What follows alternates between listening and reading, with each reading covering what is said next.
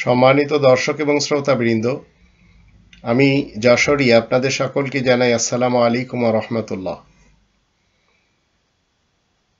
আমি ওই সকল লোকদের সাথে কখনো মতবাদের দৃষ্টিতে শুধু এক জায়গায় একমত হতে পারি, বাকি কোথাও না। আর সেই লোকগুলি হচ্ছে 15 জনের মতো। পাকিস্তান বলেন, বাংলাদেশ বলেন, ভারত বলেন। আমাকে প্রশ্ন করা হয়েছে যে প্রশ্নকর্তা বলছেন আমি একজন কোরআনের অনুসারী। আমি বাংলাদেশের 13 জন লোকদের একটি ফিরিস্তি পেয়েছি। তাদের কেউ কেউ বলেন নামাজ 6 ওয়াক্ত, কেউ বলেন 5 ওয়াক্ত, কেউ বলেন 3 ওয়াক্ত, কেউ বলেন 2 ওয়াক্ত। আবার তাদের কেউ ইসলামের 5টি ভিত্তি যা বলা হয় কলেমা, নামাজ, রোজা, হজ, যাকাত, এর উপর আবার একমত না। তো এই সময় এই 13 জনের মধ্যে আপনাকে 1 নম্বরে করা হয়েছে। আপনি কেন এই 12 জনের সাথে প্লাস পাকিস্তানের আরো অন্যান্যদের সাথে একমত নন? এখন এই যে 15 জনের মতো যাদের ফিরিস্তি পাঠানো হয়েছে, আমি আপনাদের সকলের সামনে তাদের নাম নিব।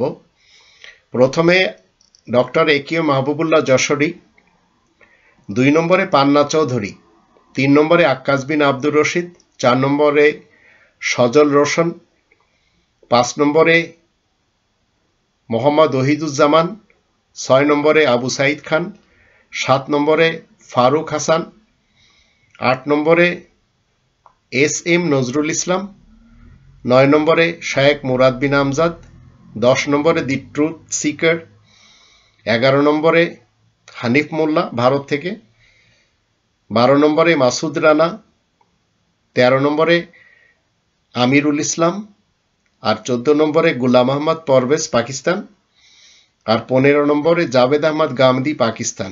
এদের সাথে আপনার মতবিরোধ কেন? এই যে লোকগুলোর কথা আপনারা যাদের নাম শুনলেন, এদের সকলের সাথে আমি শুধু এক জায়গায় একমত, আর সেটি হচ্ছে এরা কোরআনকে যথেষ্ট মনে করে, এছাড়া আর কোথাও না। এরা অনেকে কাবাকে মানে না, অনেকে 5 ওয়াক্ত নামাজ মানে না, অনেকে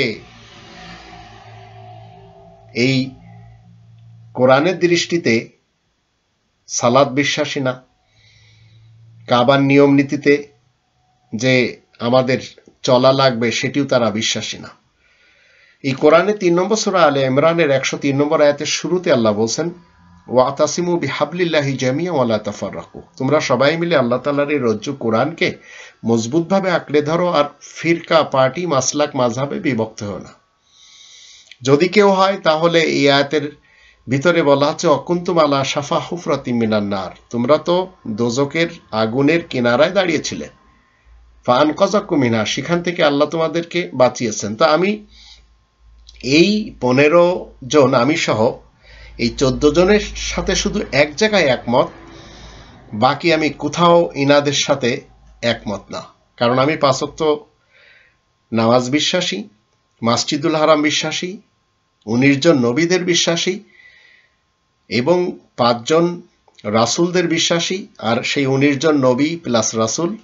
কিন্তু ইনারা সবাই মিলে মোহাম্মদ ইবনে আবদুল্লাহ ইবনে আব্দুল মুত্তালিব বিন হাশিম বিশ্বাসী, আমি সে বিশ্বাসী না। আমি মুহাম্মদুর রাসূলুল্লাহ বিশ্বাসী।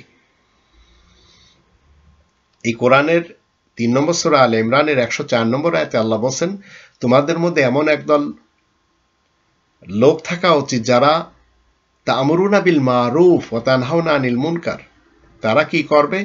এই সুপরিচিত বিধানের সাথে উপদেশ দিবে, অর্ডার করবে, হুকুম করবে, আর অপকর্ম থেকে, অসৎ কর্ম থেকে নিজে বেঁচে অন্যদেরকে বাঁচাবে।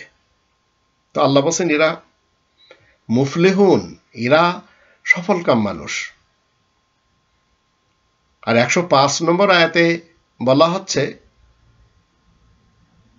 3 নম্বর সূরা আলে ইমরান, তোমরা তাদের মতো হয়ো না যারা তাদের নিকট স্পষ্ট নিদর্শন আসার পরে বিচ্ছিন্ন হয়েছে এবং নিজেদের মধ্যে মতান্তর সৃষ্টি করেছে, তাদের জন্য মহাশাস্তি রয়েছে। তা আমি তো এদের নিয়ে কখনো ভাবিও না। আমি আজ 40 বছরের উপর কোরআনের কথা বলে চলেছি, লিখে চলেছি এবং কোরআনের অনুবাদ একাধিক ভাষায়ও করে চলেছি, কিন্তু আমি কখনো কোনো একটা ভিডিওতে আপনাদের কাউকে বলিনি যে আমার এই মতবাদ আপনাদেরকে মানতে হবে। এর কারণ হচ্ছে 30 নম্বর সূরা রোমের 30 নম্বর আয়াতে আল্লাহ বলছেন, আমরা যখন 30 থেকে 32 আয়াতগুলি দেখি সেখানে বলা হচ্ছে তুমি একনিষ্ঠ হয়ে নিজেকে দ্বীনে প্রতিষ্ঠিত করো, আল্লাহ তাআলার প্রকৃতির অনুসরণ করো যে প্রকৃতি অনুযায়ী তিনি মানুষ সৃষ্টি করেছেন, যেটিকে আমরা কি বলি হানিফান। আর আল্লাহ তাআলা সৃষ্টির কোনো পরিবর্তন নেই, আর এটি হচ্ছে সরল দিন, কিন্তু অধিকাংশ মানুষ জানে না। বিশুদ্ধ চিত্তে আল্লাহ তাআলার অভিমুখী হতে হবে, তাকে ভয় করে সালাত প্রতিষ্ঠিত করতে হবে এবং মুশরিকিনদের অন্তর্ভুক্ত হওয়া যাবে না, যারা নিজেদের জীবন ব্যবস্থায় মতভেদ সৃষ্টি করেছে এবং বিভিন্ন দলে বিভক্ত হয়ে গেছে। প্রত্যেক দলে নিজ নিজ মতবাদ নিয়ে উৎফুল্ল করে। তা আমি এই লোকদের দলেরও না। এখন যদি আপনারা মনে করেন যে না এদের সাথে আমার সম্পর্ক রয়েছে, তাহলে আপনারা করবেন। আমি তো একটি জায়গায় এদের সকলের সাথে একমত যে তারা কোরআন যথেষ্ট এই শব্দটি বলে।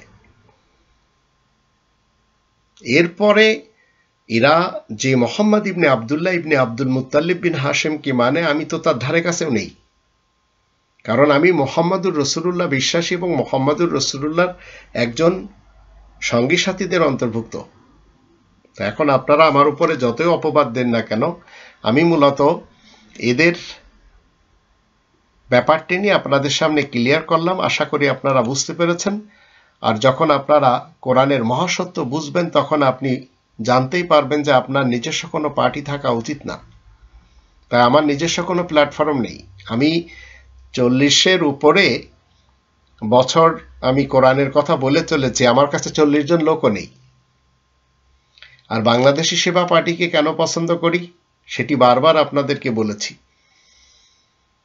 যদিও সেই বাংলাদেশি সেবা পার্টির এক অংশ যারা এই যে ইনসাফ আন্দোলন করে নতুন একটি বাংলাদেশ পেল, আমি সবসময় তাদের সাথে, যদিও এটি টিকে রাখা মুশকিল হবে, কারণ কোরআনের নলেজ না থাকলে এই জাতি কখনো শান্তি পাবে না।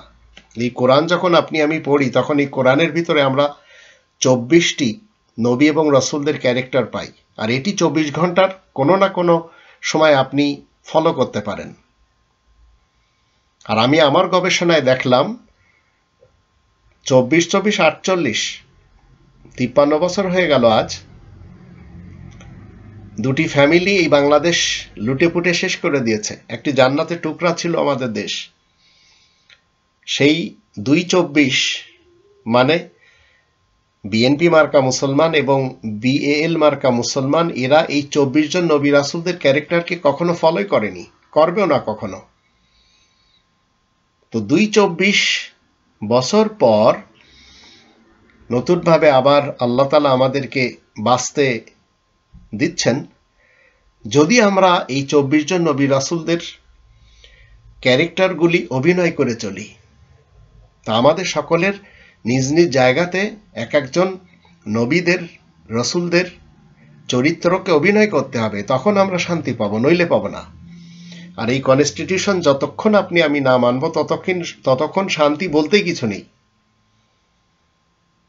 আল্লাহ সবসময় মাজলুমদের সাথে দেন, সেই মাজলুম মুসলিম হোক অথবা নন মুসলিম, জালেমের পক্ষ দেন না। তবে জালেমদেরকে কি করা হয়? ঢিল দেওয়া হয়। এরপরেও যদি আপনারা আবার মনে করেন যে এই দুই ফ্যামিলির কাউকে দেশের প্রধান আসনে বসাতে হবে, আবার 24 বছর আপনাদের জীবন দোজকীয় এবং নারকীয় জীবন হয়ে যাবে, আবার রেভলিউশন আসবে। এইভাবে আল্লাহ তাআলার পৃথিবী চলে। তাই 3 নম্বর সূরা আলে ইমরানের 83 নম্বর আয়াতে বলা হচ্ছে, ওয়াল্লাহু আসলামা মান ফিস সামাওয়াতি ওয়াল আরদ তাওআন ওয়া কারহান ওয়া ইলাইহি ইরজাউন। আকাশ পৃথিবীতে আল্লাহ তাআলার ইসলাম প্রতিষ্ঠিত রয়েছে, ইচ্ছায় এবং অনিচ্ছায়।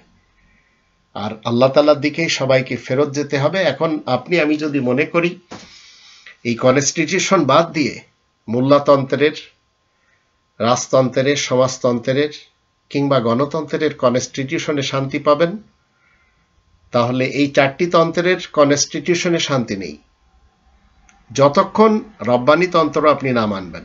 এখন চিন্তা করে দেখুন কি করবেন। আমি রব্বানি তন্ত্র মেনে চলি, 24 জন নবী রাসূলদের ক্যারেক্টারকে ফলো করি, আরও সালেহিন, সিদ্দিকিন, সোহাদাদের যে ক্যারেক্টারগুলি কোরআনে রয়েছে তাদেরও ফলো করি। এইভাবে আমি শান্তিতে থাকি। আল্লাহ আমাদের সবারই সহায় হন। তবে আমি আবার আপনাদেরকে বলি, আমি এই 14 জনের সাথে শুধু একটি জায়গায় একমত, যখন এরা বলে কোরআন যথেষ্ট। বাকি কোনো জায়গায় এদের কারোর সাথে আমি একমত না।